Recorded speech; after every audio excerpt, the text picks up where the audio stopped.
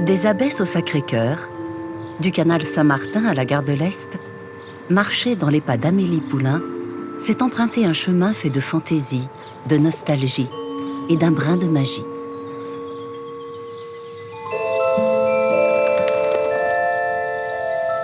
Un Paris de Boule-à-Neige, a priori loin de celui des vrais Parisiens. Car Amélie Poulain, serveuse timide de Montmartre, semble être l'héroïne d'une jolie carte postale. Une héroïne qui décide un jour d'aider l'humanité entière et qui change à jamais son destin.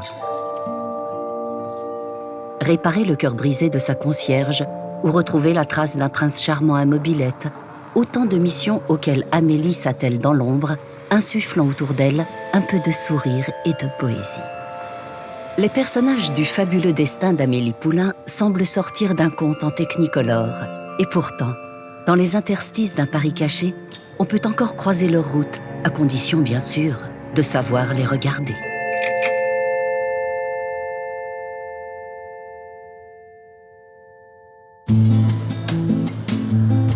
Au nord de Paris, une petite colline se détache distinctement dans le ciel. C'est la butte Montmartre. Paris fut bien inspiré ce jour de 1860 où la ville absorba la commune de Montmartre en son sein, car le quartier est aujourd'hui l'un des plus touristiques de la capitale et participe à sa renommée internationale. Plus de 10 millions de visiteurs foulent chaque année ces rues pavées. On fait battre son Sacré-Cœur en gravissant les 500 marches qui mènent à la basilique et l'on boit un café à la terrasse d'une des institutions parisiennes, le bistrot.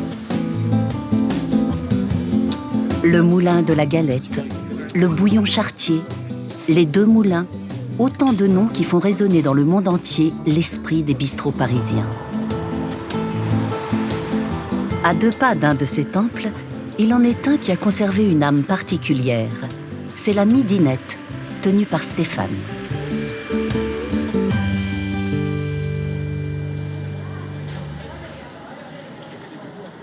Ah oui, alors exactement, je suis pas loin des cafés de Deux Moulins, quand on remonte la petite rue à droite à partir du bas de la rue Le Pic, et c'est vrai que je suis dans une impasse, donc, et il faut nous trouver. Et on sort un peu des sentiers battus, et c'est ce qui peut plaire aussi aux habitués du quartier qui sont tranquilles.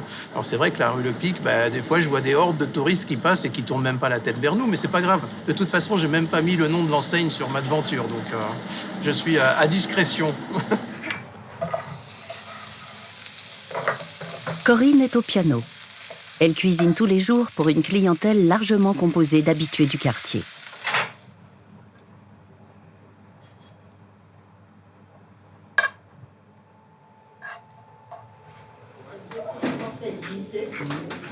Les personnalités hautes en couleurs qui s'accoudent aux zingues donnent une teinte unique à ce bistrot. Les tavernes, les brasseries, les troquets. Bistrotier, ça me va bien. J'aime bien ce terme bistrotier, c'est poétique. Et en fait, les gens sont un peu chez soi, oui, c'est vrai. C'est l'ambiance que j'ai voulu qu'il y ait, que je retrouve des années 70 quand j'allais dans les bars, bistrots de province. Donc c'est vraiment la campagne à Montmartre. Et puis, il y a une nonchalance, les gens prennent le temps de vivre. Paris n'est pas loin, bien sûr, mais c'est un des derniers villages qui existait quand même, le village de Montmartre. Bonjour Corinne, est-ce qu'on peut encore manger? Oui, il n'y a pas de problème. Parfait. Alors, t'arrives après la bataille? Après la bataille, la dernière. Nous, on a un phénomène, c'est mon amie Sonia. Elle connaît tout le monde.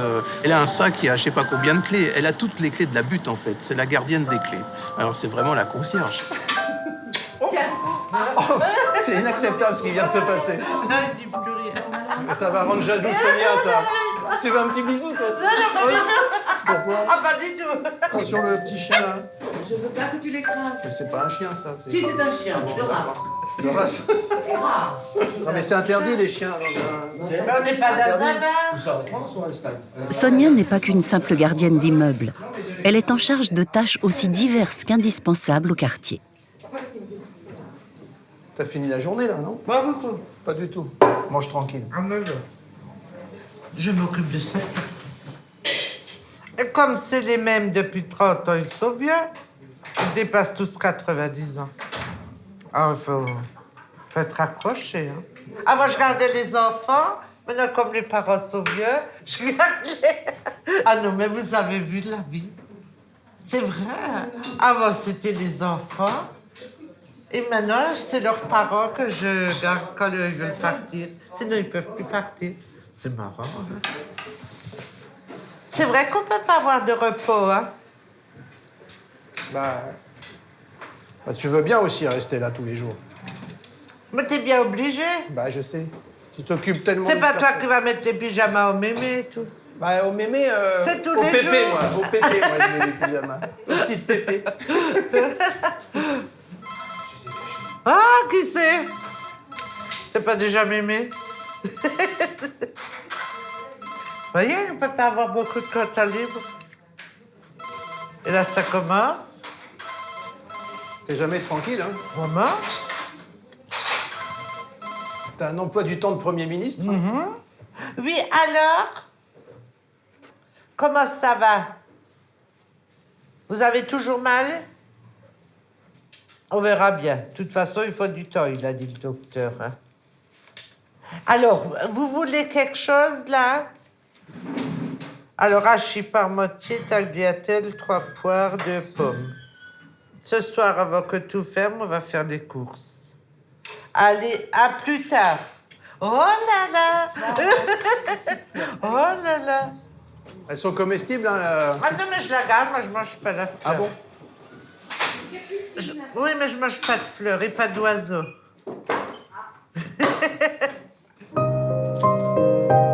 Chez eux, c'est comme une deuxième maison. Et eux aussi, je suis là. C'est comme Stéphane, hein. C'est vraiment un bon ami. Hein. Voyez bien, au plaisant. Mais là, tout le monde se connaît, tout le monde s'aide. Si j'étais pas à Montmartre, je serais retournée en Alsace. Puisque j'ai trouvé comme chez moi. C'est pour ça que je suis restée. C'est comme une famille maintenant.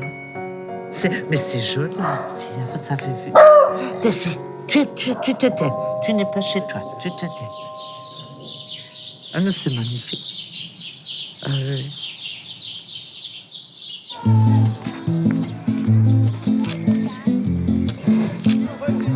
快拼奖，拼奖！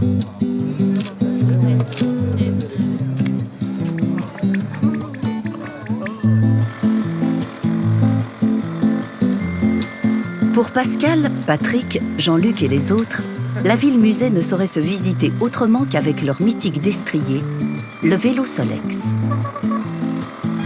Créé en 1940, pendant la guerre, par 2 amis, ce premier vélo à moteur connaît un succès éclatant dans les années 60. En France, on en vend jusqu'à 1500 par jour, peut-être grâce aux arguments de son ambassadrice, une certaine Brigitte Bardot. La production cesse en 1988, faisant accéder le Solex au rang d'objet collector dont ces passionnés entretiennent le culte.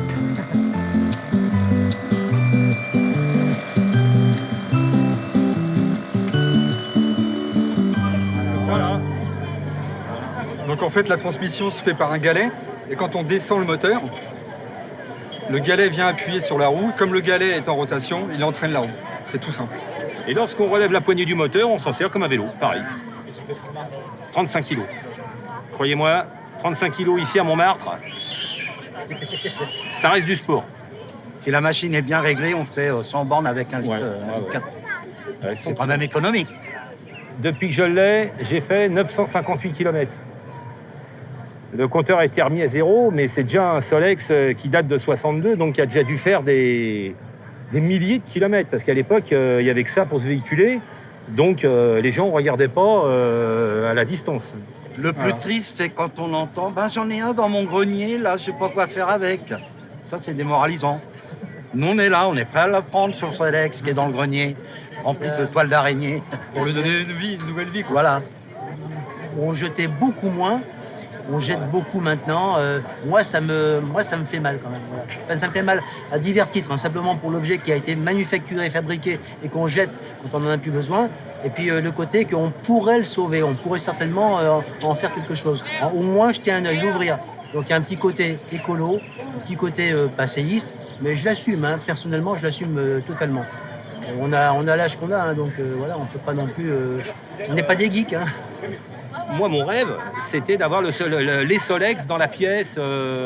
Et les admirer. Voilà, moi, voilà, moi, les miens, ils essayent d'être le plus beau possible. Moi, je suis en extase devant. Bon, ma femme ne partage pas tout à fait mes petits... Rassure-moi, on n'a pas la même femme. Hein. Non, mais bon, beaucoup se ressemblent. Donc, bon, voilà. Paris est une ville qui se courtise. Si l'on fait preuve de patience, elle dévoile ses plus beaux paysages.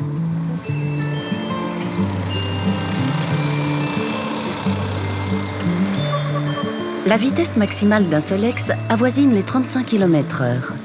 Mais pour ces passionnés, c'est ce qui fait le charme de leur monture.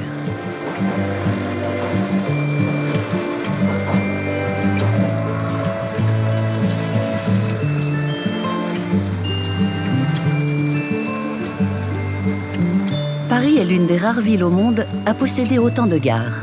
On en compte 7. Chaque jour, Léo, Constance et Claire traversent la gare de l'Est pour se rendre à l'école d'architecture de la Villette.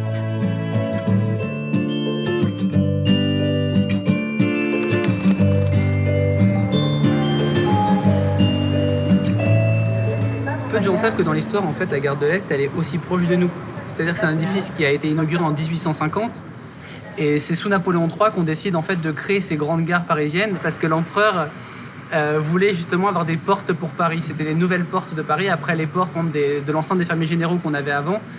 Les gares étaient censées être les portes vers la province pour tous ces provinciaux qui venaient par exemple travailler à la capitale. C'était un peu le palais pour le train, pour cet objet industriel.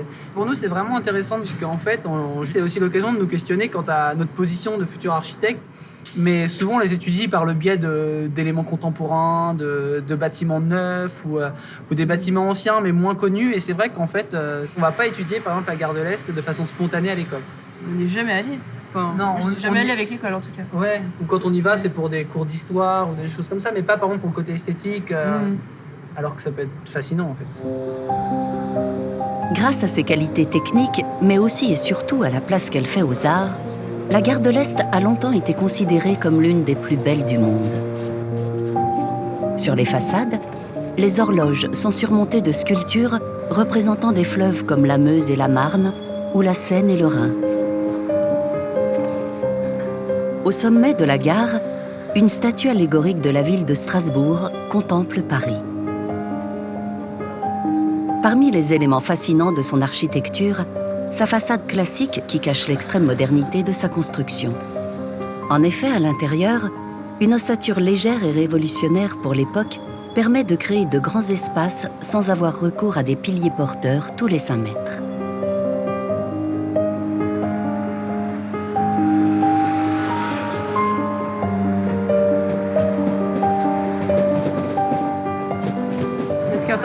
Avec les gares, c'est que ça a créé des proportions différentes de celles qui ont été dessinées dans le tissu urbain. Enfin, par exemple, tous ces rails qui s'agglutinent à l'arrière des gares, ça fait des grands espaces comme ça, qui n'ont rien à voir avec les îlots à côté. Et c'est ça qui est assez intéressant en fait. C'est pour ça que quand on débarque comme ça sur des espaces aussi ouverts, ça fait un peu comme une respiration après un tissu urbain qui est finalement très rectiligne et avec des gabarits qui sont assez communs dans le centre de Paris.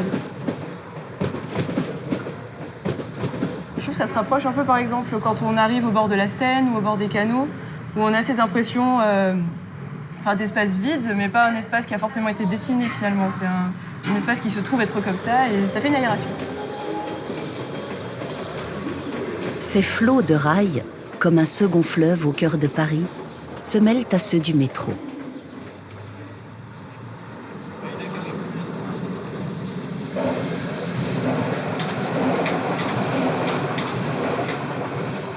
La ligne aérienne qui encercle le centre de la ville permet de relier certaines gares entre elles, celles de Montparnasse, du Nord et d'Austerlitz. Quant aux autres, elles sont accessibles grâce au réseau souterrain faisant de Paris un véritable maillage d'acier.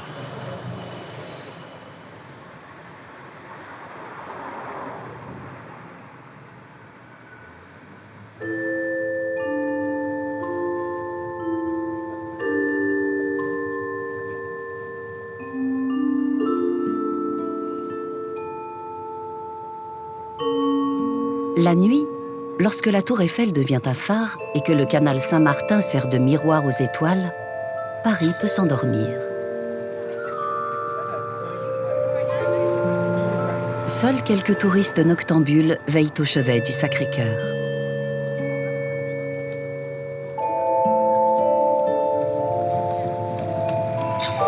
À Pigalle, les oiseaux de nuit sont de sortie. Le ballet des néons rouges leur promet une nuit blanche. Le marché de la Butte s'apprête à fermer. Pour l'épicier aussi, la nuit risque d'être courte, car dans quelques heures, il devra aller chercher sa marchandise dans le plus grand marché de produits frais au monde, Rungis.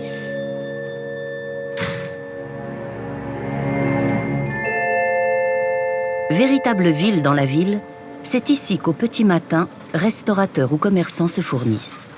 24 000 professionnels viennent chaque jour pour desservir 18 millions de consommateurs, faisant de Rungis un marché reconnu d'intérêt national.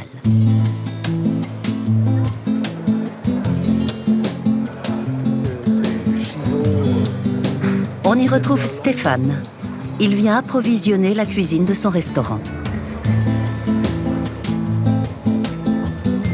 Il faut une carte d'acheteur pour entrer à Rungis, mais le port du béret, bien que très français, lui, n'est pas obligatoire. Ah, j'adore, ça me rappelle quand j'étais môme. C'est bon les petits pois. Ah, je faisais ça sur la table de la cuisine de ma grand-mère. Ah bon? Rungis couvre une superficie de 232 hectares et comprend plusieurs pavillons, dont un dédié à la pêche, le pavillon de la marée. Long de 215 mètres, il accueille 48 entreprises. C'est ici que Stéphane est venu chercher une denrée rare. Bon, Pascal, hein. Bien. C'est tout ça, là? Bah, de toute façon, on va pas te faire travailler parce que Corinne, elle veut des noix de Saint-Jacques. De la noix de Saint-Jacques. Ah bon? J'ai entendu tout le monde en chercher ce matin. Ah. À la recherche des noix de Saint-Jacques perdues. C'est Indiana Jones à la marée. Ah oui, je sais où il y a de la noix. La coquille Saint-Jacques, ça vaut 5,50. Et là, je peux vous faire 4,50. C'est semi-coraillé. Elle est belle aussi. Tu veux les ouvrir, toi? Après, il faut les ouvrir, récupérer les barbes. Ah. Ça coûte quoi ce matin, ça? Bon, c'est raisonnable, 36. Puis je vais être franc avec toi, c'est la gueule du client. Hein. Oui, alors, je penses-tu de la mienne? Bon, on arrête de dire des conneries. On arrive. 2 minutes. On fait un tour. Bon, alors, écoute, les noix de Saint-Jacques, à mon avis, il n'y a que lui qui peut nous les faire. Ouais, elle est bien. Ça a l'air d'être pas mal. Où il est, le mec qui me sert d'habitude? Combien la noix de Saint-Jacques de Dieppe, là? 31,80. Oh, putain, c'est précis, en plus. Bonjour. C'est les 3 cartons qui restent, là, le coquille Saint-Jacques? Oui. Ouais. Non, mais la notion de prix, il va pas nous faire, on est trop loin. Alors, on est à combien, là? Bah, on est à 31,50 si tu fais une bise. Voilà, tenez, monsieur. Ok, merci, madame. Merci bien. À bientôt. Tu sais ce que c'est que ça? C'était le crustacé préféré de notre ancien président François Mitterrand. Ah, mais c'est vrai. C'est un violet? C'est un violet, bravo. Voilà. Là, tu mets Voilà, là c'est bon. Il n'y a que Mitterrand qui est capable de manger ça. Et tu manges le... Tout ce qui est orangé et jaune dedans. C'est aussi beau à l'intérieur que moche à l'extérieur, ce machin-là. T'as pas un peu de citron avec? C'est pas mal, hein, finalement. C'est spécial. Faut être encore un guerrier, mais... Ça reste spécial. Non, c'est bon, hein. Quand c'est bon, on en redemande. Hein.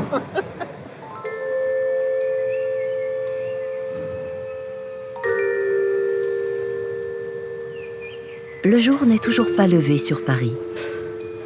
Loin du tumulte de Rungis, Sonia est déjà sur le pont, s'occupant des 4 immeubles à sa charge.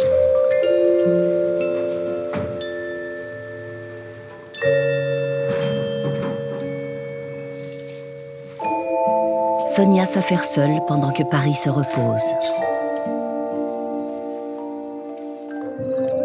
Ici aussi, dans ce curieux endroit du quartier Sèvres-Babylone, le temps semble marquer une pause. C'est la maison d'Hérole. Cabinet de curiosités à taille humaine, conservatoire de la taxidermie et sanctuaire de collectionneurs, c'est l'un des lieux les plus illustres de la capitale. Le prince Louis-Albert de Broglie, propriétaire depuis 2001, s'efforce d'en conserver l'esprit et la magie. Alors Desrolles, c'est plus qu'une institution, c'est un trésor national. La particularité de Desrolles, c'est que cela a été créé par une famille du nom de Desrolles qui s'est d'abord intéressée à la chasse aux papillons, à la création de cabinet de curiosité pour le compte de grands commanditaires. Et là, ils ont révélé non seulement une capacité de créer de l'observation au sens où on s'intéressait à la nature, mais en même temps de la décortiquer pour faire en sorte de rendre Desrolles ce qu'il est devenu au XXe siècle, c'est-à-dire un lieu exceptionnel où, au 46 rue du Bac, lorsqu'ils se sont installés là, c'est devenu un lieu de confrontation entre, effectivement, les sciences, l'art et l'éducation.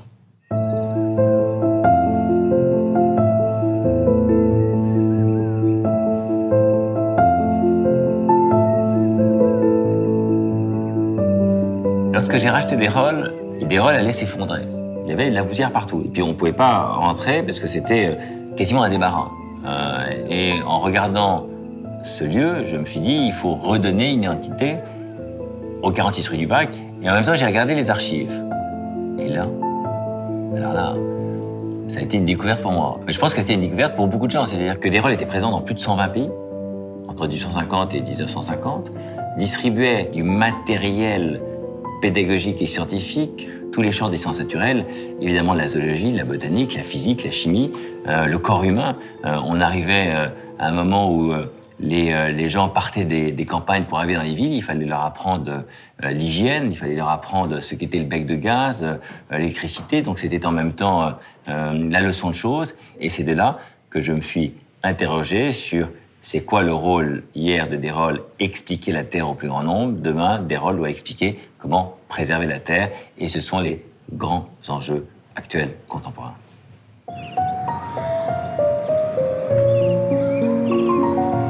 Si l'élégance des Parisiennes est réputée dans le monde entier, on sait moins que les murs de la ville lumière s'habillent aussi avec style. Visibles ou bien cachées, ces coquetteries ont sorti l'art des musées de la capitale pour donner plus d'allure aux façades. Pour Thomas Vuille, ce qui compte, c'est de leur redonner le sourire. Là, tout ça, c'est patrimoine historique, donc on touche pas. Il n'y a pas de place pour le chat. Des fois, t'as envie, tu peux pas. C'est en réalité à Orléans qu'est né en 1997 son personnage de chat souriant. Mais c'est ici, à Paris, qu'il est devenu le plus célèbre des chats de gouttière. Paris, c'est la ville lumière, c'est l'exposition universelle où il y a eu la Tour Eiffel. Enfin, ça reste un endroit très touristique et très international et très visité. J'ai toujours apprécié Montmartre avec l'histoire qu'il y a sur les impressionnistes, Bateau Lavoir, toutes ces histoires-là. C'est un peu la force de Paris, de garder cet esprit artistique, de peindre dans cette vitrine un peu internationale. Bah oui, ça fait un petit peu rêver, quoi.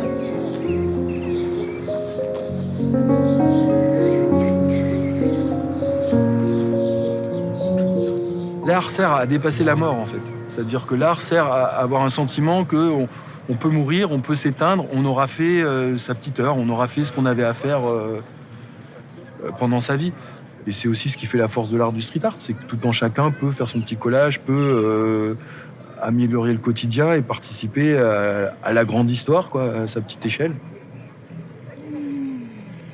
Cette création, moi, c'est une synthèse d'autres personnes qui m'ont influencé. Jean-Charles de Castelbajac, André, Jace, des couleurs d'autres artistes qui m'influençaient à l'époque, mais ça peut être Ernest Pignon-Ernest, ça peut être Kessaring, enfin, toutes ces personnes-là qui, au début, me fascinaient, m'ont habité, et petit à petit, j'ai essayé de faire à ma façon, et j'ai fait une sorte de synthèse, comme un DJ, j'ai fait une synthèse de tout ce que je voyais autour de moi. Et par chance, cette synthèse correspond à une attente, à un manque, à quelque chose qu'il n'y avait pas, et du coup, ça perdure. Ça a toujours sa place. Qu'est-ce qui fait qu'une idée va dépasser une individualité? Parce que c'est un peu ça la question. Moi, j'en sais rien. Mais il y a des idées qui sont plus grandes que l'individualité, en fait. Et c'est un peu, aujourd'hui, ce qui manque dans notre société et qui manque dans le monde. Une sorte d'espoir, une sorte d'optimisme. Donc, inconsciemment, moi, j'ai tendu vers ça. Et par chance, par espérance d'un monde meilleur, ça m'est bénéfique. Et puis mon chat, il fait sa vie, il est récupéré, il est interprété, il vit sa vie tout seul, quoi. Depuis l'an 2000, dans ce qu'il appelle un réseau d'optimisme international, Thomas Vuille couvre les murs de métropoles comme New York, Tokyo ou Hong Kong du sourire contagieux de son chat.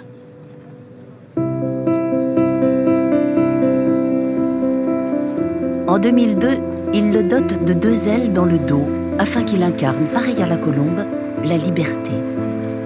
Depuis, le chat a pris son envol et son géniteur doit désormais le partager.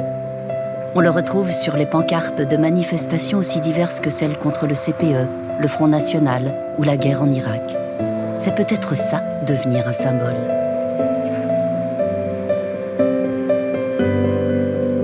Puisque la nuit, tous les chats sont gris, c'est désormais en plein jour que Thomas s'exprime.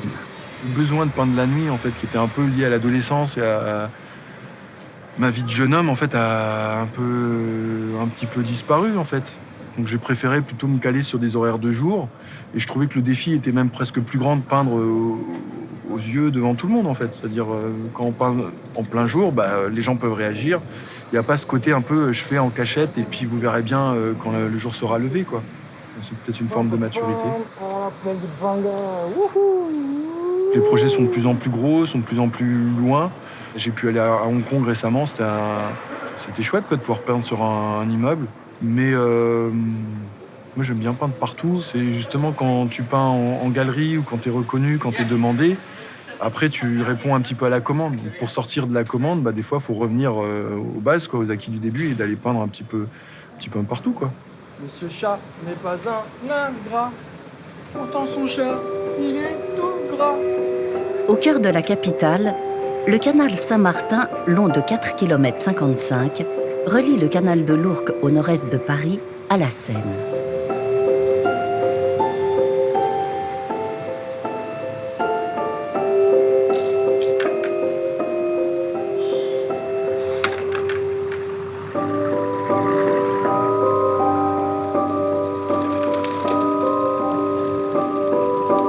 Au quotidien, c'est Alain Bonhomme que ces écluses inspirent. Il en a fait son métier.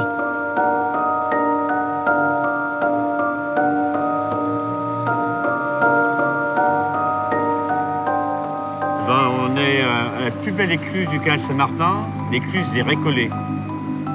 Une écluse qui date de 1825. Ouais, c'est magnifique. C'est un vrai cas de cinéma, là.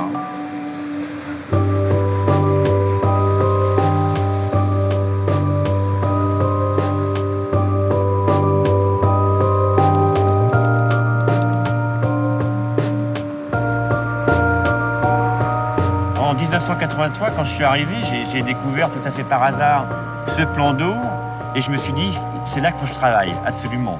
Et puis depuis, j'y suis et j'y reste. Hein. Moi, ça fait 30 ans que je travaille, mais plus le souvenir, c'est chaque jour, passer sur mon lieu de travail. Il se passe toujours quelque chose, des lumières qui sont différentes. Je vis au gré des saisons aussi. Hein. J'ai un rythme de campagne. Toute cette vie trépidante qui est à proximité de moi, je ne la ressens pas ici. Hein.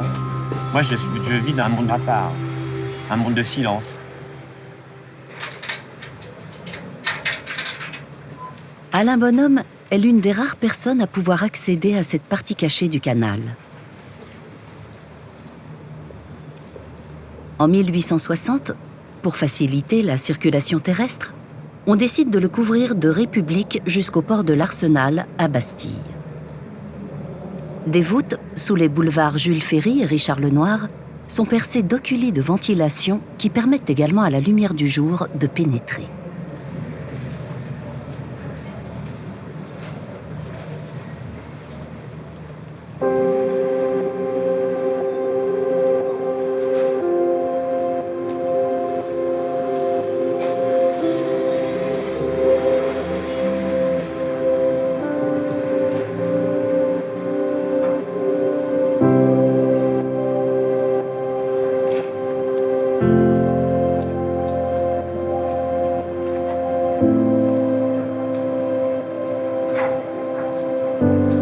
canal fait l'objet de travaux réguliers.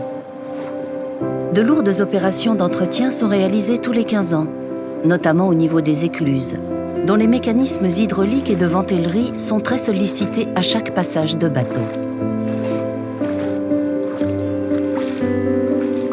On doit pour cela le vider entièrement. Un spectacle étrange qui révèle souvent aux Parisiens l'attachement qu'ils ont pour le canal. Et s'il n'était plus là ? Le drame a failli se produire lorsqu'au début des années 70, le Conseil de Paris a voulu adopter un projet d'autoroute dont le tracé devait l'anéantir. Heureusement, le projet fut abandonné.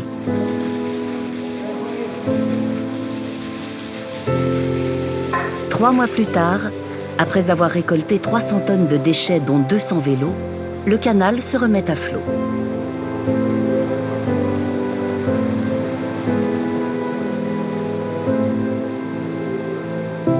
C'est la dernière fois qu'Alain Bonhomme verra le canal se remplir avant de prendre sa retraite.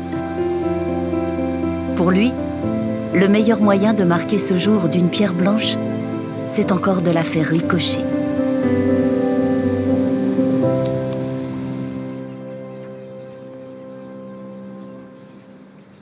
À son apogée à la fin du XIXe siècle, le canal Saint-Martin apportait eau potable, matériaux de construction et marchandises au cœur de Paris.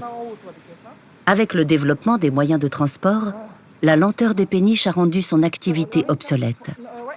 Pourtant, aujourd'hui encore, à 40 km de Paris sur le canal de l'Ourcq, une femme a choisi ce moyen de locomotion. Elle achemine régulièrement la production d'une quinzaine d'agriculteurs franciliens, même quand il fait un froid de canard.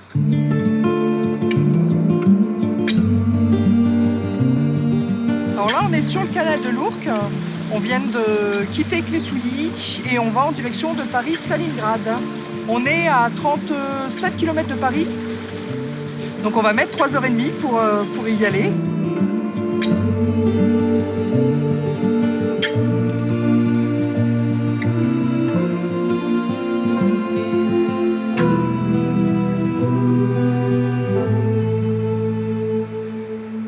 Sur ce bateau, on a beaucoup de légumes de Seine-et-Marne. Donc là, on a des navets en botte, on a des boules d'or, des betteraves, des carottes. Voilà, on a encore des pommes, les dernières pommes. On a des radis, des concombres, les premiers concombres de la saison. Des salades, des épinards, enfin voilà quoi, tout ce qui pousse à proximité. Donc il n'y a pas besoin de faire venir de très loin pour pouvoir consommer sainement et bien.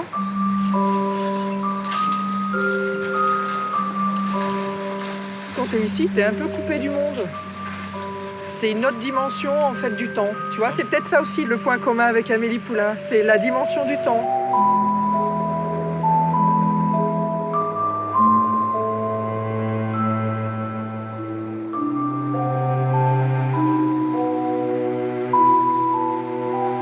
Au rythme de l'eau et des saisons, Christelle apporte la campagne à Paris. Son AMAP propose des produits locaux, des produits cueillis ou ramassés à maturité et transportés sur une petite distance sans réfrigération. Autant de gages de qualité et de saveur.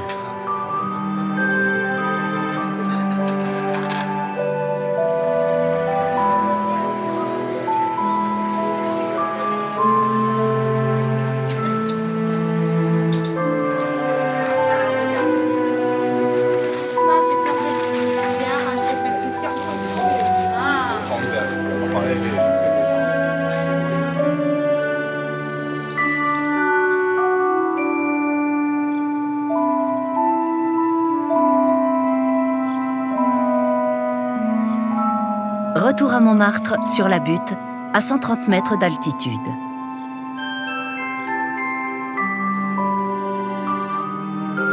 C'est ici, dans un petit écrin de verdure, que vit Oscar Contet. À 27 ans seulement, il gère la demeure familiale, transformée par ses soins en hôtel. Dans son jardin, ses 3 ruches et ses poules le fournissent en miel et en œufs frais pour les petits déjeuners de ses clients, et les siens, bien sûr.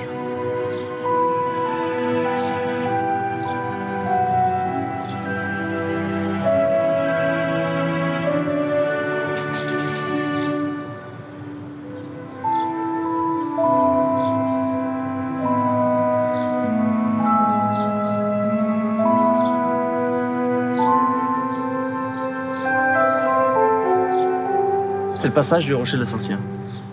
Il s'appelle le M18, mais il est surnommé le passage du Rocher de la Sorcière. Ils ne connaissent que ceux qui habitent, et les Montmartrois évidemment, parce qu'ils sont attachés à l'histoire de leur but.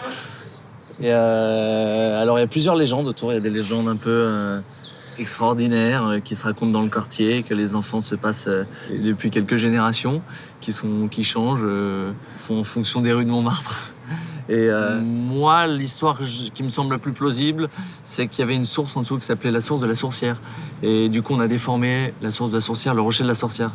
Il a été créé en fait de toutes pièces. Ce rocher, c'est un monticule de cailloux qui est assemblé avec du ciment. Il y a des rigoles à certains endroits, donc on peut laisser penser qu'il a voulu faire une fontaine à l'époque, je pense. Je sais pas exactement. Historiquement, on n'a vraiment rien. Il y avait beaucoup de chats qui venaient boire autour parce que la source, justement, du coup, il y avait une zone où de l'eau stagnait. Et du coup, c'était une étrangeté au milieu du paysage et du décor. On est une zone classée, ouais. Une zone classée, espace vert remarquable. Et c'est le dernier maquis Montmartrois. Donc voilà, historiquement, c'est des zones qui n'ont jamais été construites. Donc voilà, c'est les zones de Louise Michel où les enfants Poulbeau venaient réveiller les révolutionnaires. C'est les zones où ils venaient se cacher. Historiquement, c'est incroyable ces espaces verts. Alors moi, ce que j'ai fait, c'est que je suis allé au musée de Montmartre. C'est Jean-Manuel Gabert à l'époque qui a fait cette recherche avec moi. C'était très compliqué parce qu'on n'a pas historiquement de photos du passage. Et on est retombé sur des archives. Et donc du coup, d'après ces archives, j'ai recréé à l'identique. Et donc je suis allé chercher des barrières de châtaigniers. Et les poules, c'était la même chose. Les poules, vous voyez, à l'époque, il y avait des poules, il y avait des ânes, il y avait des chevaux. Il y avait les ânes pour le blé, pour les moulins. Et vous voyez, c'est dans la même idée de laisser ce maquis, ne pas vouloir contrôler les choses, ne pas mettre des essences venues d'ailleurs. Vous voyez, pour moi, c'est ce sens-là maquis. Et vous voyez, c'est des zones de passage. Mais les gens se disent, comment vous faites pour passer là? On se baisse. On fait avec la nature, on la contrôle pas. Ouais, c'est un groupe qui veut rentrer. Ils veulent tout le temps rentrer pour voir le passage. Et les gens se tiennent la porte pour rentrer. Bon, malheureusement, voilà, c'est comme ça. Les gens, ils ont envie de voir aussi. Bon, je peux le comprendre et on fait avec. Mais oui, on est bien planqués. Restons heureux, restons cachés, hein. D'autres irréductibles Montmartrois goûtent aujourd'hui encore au plaisir subtil de vivre caché.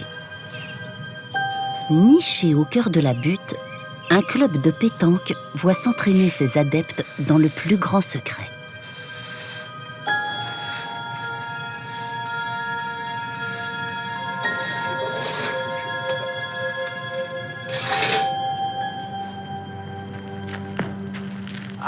T'aimes bien lever les boules en l'air. Hein. Ça sert à rien de lever les boules en l'air. C'est toi qui as brossé tout le terrain ce matin comme ça? Ouais. Oh.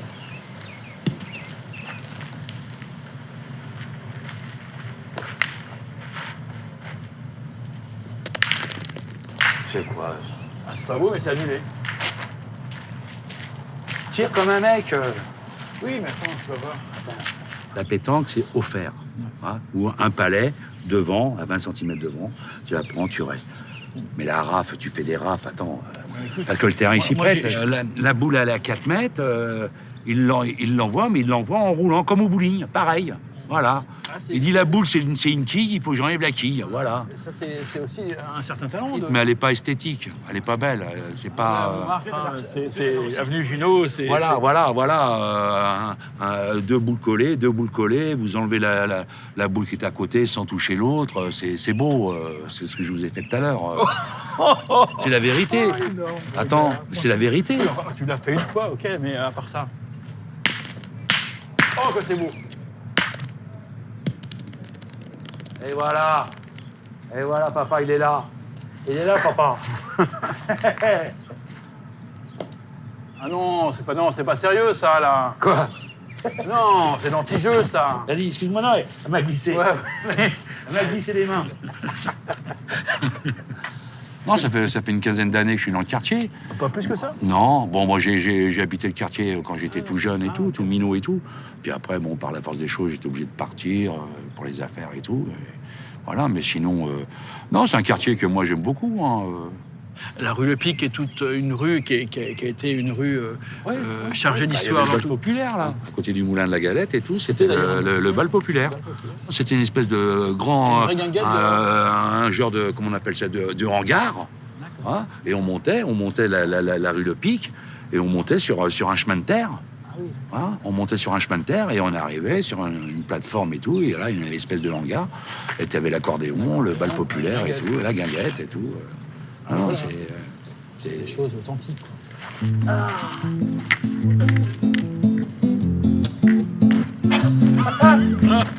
Plus haut, plus haut, plus haut, plus haut. Oh non, oui, bien. Non mais les gars, là, on n'est pas là. On en a même deux. Et alors, Oscar, il est là, non? Heureusement qu'il est là, Oscar. Comment tu fais, Robert, pour manquer des points? Il n'y arrive pas. Ça va, c'est dommage. Oui. Ah, c'était toi qui... Oh, c'est beau, ça.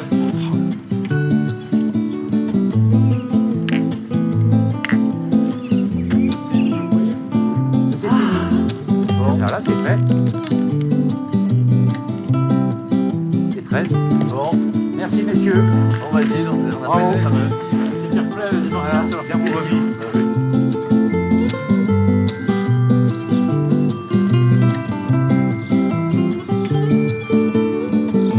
Si Paris va aussi bien à Amélie Poulain, c'est parce que, comme elle, la ville regorge de mystères et de merveilles. Certains des personnages qui la peuplent ont, comme ceux du film, un petit supplément d'âme. Ce petit quelque chose qui insuffle à la vie un soupçon de poésie, de malice et de magie.